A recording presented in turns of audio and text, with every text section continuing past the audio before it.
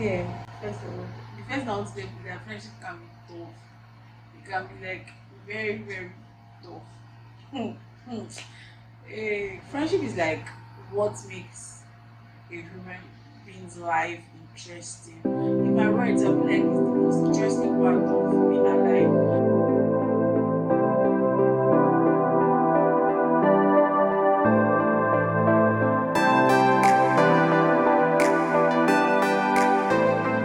Welcome back to another time with your beautiful host.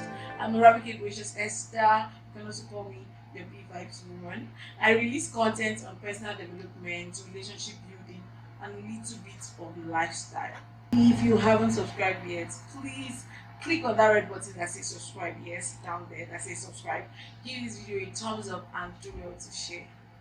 So today we are going to be talking about at what point do you think you've done enough as a friend? Like that's what we're going to be talking about. Hashtag friendship. So as I said earlier, friendship can be very tough. For you to be a friend to somebody, it means that see, you've decided to take whatever comes with this person. You love this person so much and you want the person to be in your corner. But it gets to a point in your life where you'll be like, see, I don't do again. I at this point I want to hang boots. Like you get tired of this individual, you get tired of maybe this group of persons, and you just maybe you've gotten to a point where you think they don't value as much as you value, or they don't value you as much as you value them, and you're like, okay, see, I'm no longer interested in whatever friendship this might be. Now, sometimes a lot of people have what they call their limits, or should I say their last straw, when it comes to being friends with people, or when they feel, see, I've done enough and this person isn't acknowledging the fact that I am here and I'm trying to be with you, and they're like, okay, since you don't notice it, it's done. And everybody has what is their last straw when it comes to friendship. It can be communication. It can be the fact that I communicate with you more than you even attempt to communicate with me. I'm one person, on a personal note, I'm one person who loves communication. You're my friend, and I actually so much love you. I'm one to always communicate. I want to always call. I want to know how you're doing. I am a person that would want to be involved in your life. Now, when I'm trying as much as possible to keep my, how do I put it, to to keep myself at the top game when it comes to your life, to always be involved, and I see you're not returning that same energy, you're not returning that same, okay, I also need you in my life as much as you want me in your life. It's more like the last straw. I'm like, okay, see, I don't think you want this friendship that I want. I don't think you want the kind of friendship that I desire to have with you. And as such, I just, most times I take a sit back. For some other persons, they're test of loyalty. There are people who see they can do anything to come through for you. They are there when you're sad, they are there when you're happy. They are just one call away. And in 10 times of them wanting you to come through for them, you've not even come through for like 2 times or 3 times or even once. And it can be that in those 3 times you came through, or in those 2 times you came through, you were like pushed to do it, you were coerced to do it. And as such, the person is just like, okay, you don't value me as much as I value that. When I say come through, people will think, okay, because you give the person money, the person should automatically give you money. No. Sometimes the little things count, the little things matter. And if this person isn't coming through for me the way I come through for you, or half as much as I come through for you, it's a problem. It's like you don't value me, you don't want me in your life as much as I want you in my life. Now, you know that when it comes to friendship are in phases, they're in different phases, and probably in another video we'll talk about that.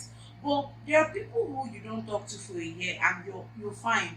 Like the energy you have with that person doesn't change. You don't feel in a different way about that person. You just feel the same way. Nothing has changed even if you don't talk to that person for a year. There are people who is 6 months. Okay, I must talk to you in a year. In a year, if I've not spoken to you in a year, then something is wrong. Some people can be in 3 months. Some people can be in a month. Some people it can be 2 weeks. I must talk to you every 2 weeks. There are people who are close like that. There are people who will say, I must talk to you every week. I must talk to you every 2 days. I must talk to you every blessed day. There are people who are like that. And if this person is extending that,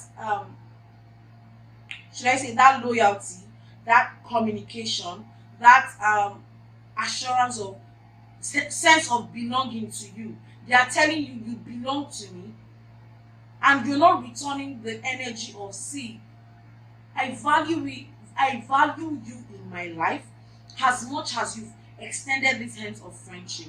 I am here with you all through the way. Now, if you don't do that, it sends a wrong signal. It's more like, see, the person can sit back and say, see, I've done enough. And at this point, I'm just going to give up on this.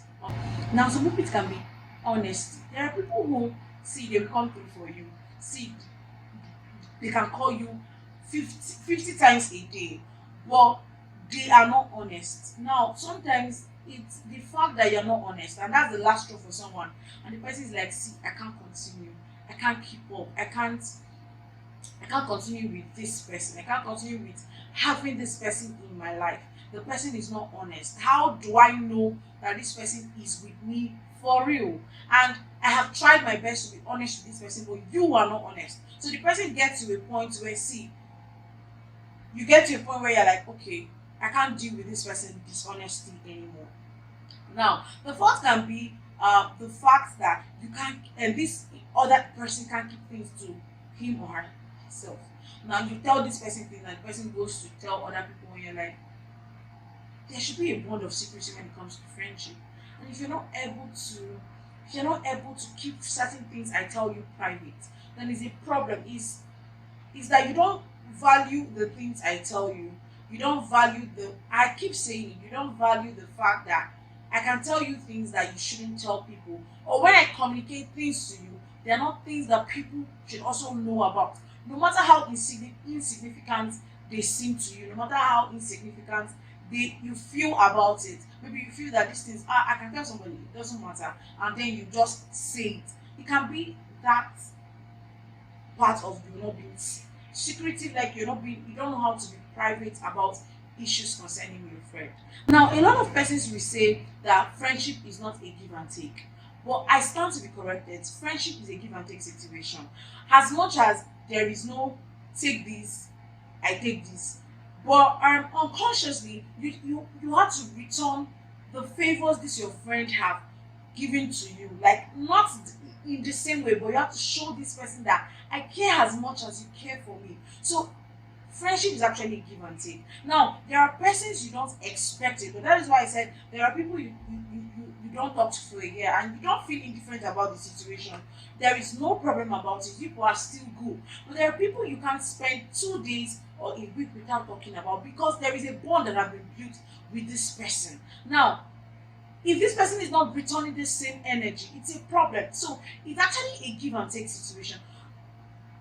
Subconsciously, you're expectant. You feel that there is this certain gap this individual has to fill, and if you're not feeling it, it's a problem. And if this person, isn't filling up this gap, it's a problem. It means that friendship can't just be a one-way situation. It can't just be one person giving out. So friendship is, see, you have to meet up halfway. Now, even if you don't go 100% as this individual is going, you have to go at least a 50, a 60. It's a fair game. It's showing that, see, you are important to me and I don't want to lose you. There's this sense of belonging I have for you. You belong to a part of me and I want you there.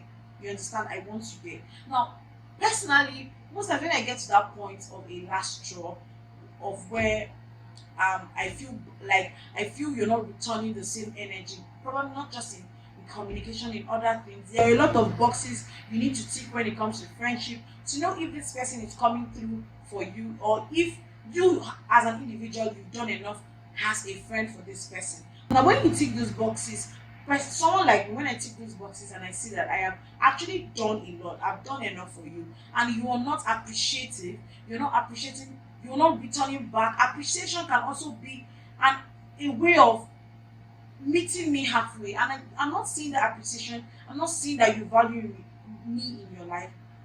I actually take a seat back. I don't hate you. Now I don't send you out of my life, but I just give you distance. I give you space because probably I'm interfering into your private life or into your life, and you don't want that kind of intimacy or that kind of friendship, that kind of closeness with me. So I don't know of you guys. I don't know other things that can be a last straw for you, and you can say, "See, I've done enough for this person, and at this point, I'm done." So I want you to tell me in the comment section. And what do you think about people who don't return the same energy you give them? How do you deal with such situations? Alright guys, please remember to subscribe, remember to like, remember to share. Bye.